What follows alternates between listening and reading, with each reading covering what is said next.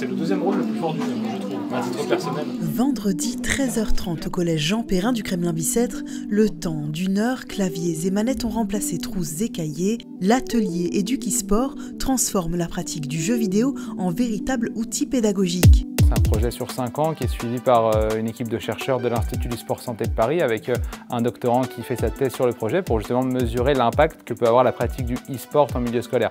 On attend plusieurs résultats, notamment tout d'abord, et ça c'est plutôt bien vu dans cet atelier, sur la mixité. On pense qu'utiliser l'outil de l'e-sport pour favoriser la mixité, notamment dans les filières du numérique, ça peut être une bonne porte d'entrée pour certaines jeunes filles et on est assez content du résultat ici au collège Jean Perrin parce qu'on a même très souvent plus de filles que de garçons. La deuxième chose, ça va être effectivement étudier comment on peut développer ces soft skills par l'intermédiaire de certains jeux qui ont été sélectionnés pour l'occasion.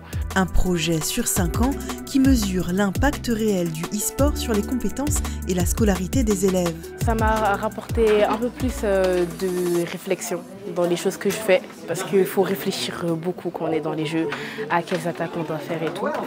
Et aussi j'ai su me calmer un peu pour l'esprit de compétition.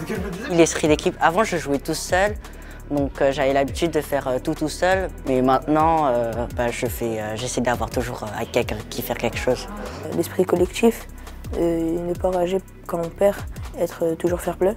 C'est beaucoup de remise en question, d'introspection, c'est-à-dire que quand on fait un exercice, un calcul, quand on joue à Mario Kart, on observe un résultat et ce résultat-là, on peut très souvent l'améliorer.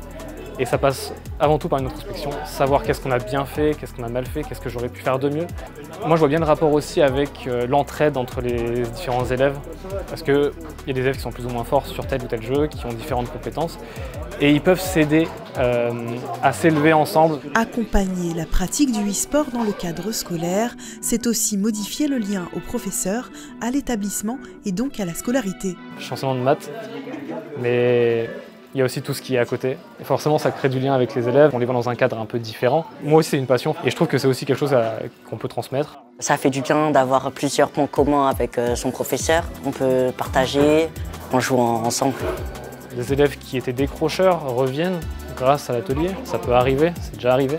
30 minutes d'histoire et d'actualité e-sport, suivies d'une heure de pratique sur du matériel dédié mis à disposition par le département pour accompagner la pratique. Ils ont permis d'avoir le dispositif, donc le matériel, c'est-à-dire les consoles, les écrans, tout ce qu'on voit au final dans la salle, c'est grâce à eux, parce que ce serait impossible sinon de pouvoir faire ça. C'est vraiment exceptionnel d'avoir ça. Pour clôturer l'année, un tournoi inter-établissement drainant 800 participants a permis de mettre en pratique les conseils reçus et de se confronter à d'autres joueurs.